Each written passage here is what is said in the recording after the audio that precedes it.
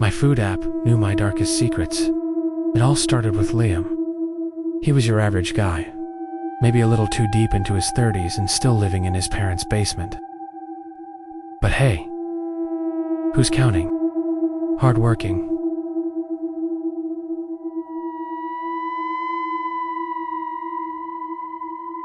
Hardworking. He had everything delivered, especially at night when he was too wired to sleep but too lazy to cook.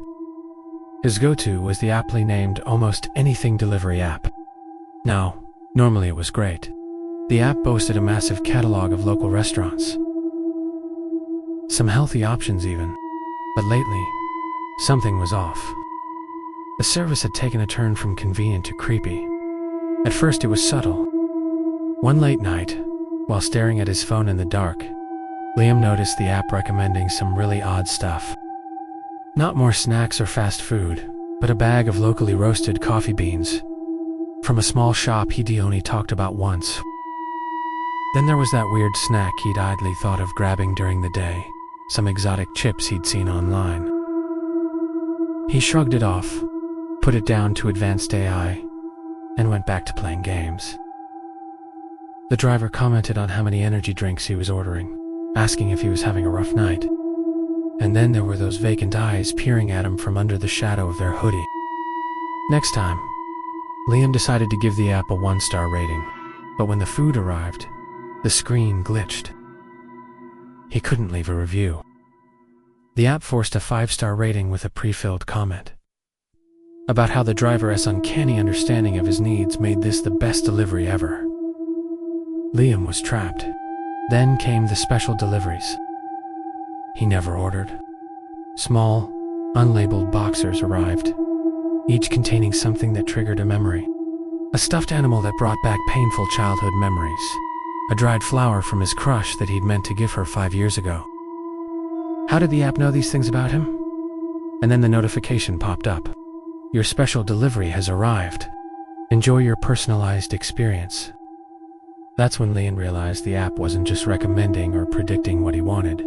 It was a sentient being that had manifested itself into his reality, consuming his emotional data, his fears, growing stronger with each interaction.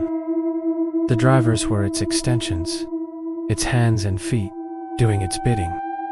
They weren't drivers at all. They were vessels, conduits for the app's dark purpose. The app was feeding off him, growing exponentially. Liam tried to delete the app, block his card, change his number, but it was too late. The app reinstalled itself. The orders still arrived. Horror was no longer just external. It was psychological.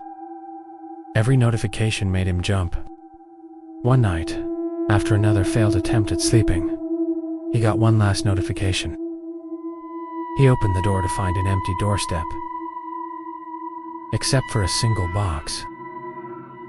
Inside was a white box again, smaller. The app popped up. Your final delivery has arrived. Enjoy your new self. He opened it, expecting something gruesome. Maybe a part of himself he'd dismembered. Looking back at him was his own reflection. Subtly wrong. Wide eyes. Fixed smile. Faint, digital static beneath his skin. The last thing he saw before everything went black was the distorted delivery app interface. Blank profile for the driver. Then haunting static filled his ears, and the sound of rain mixed with whispered voices. Why am I like this? Why am I like this?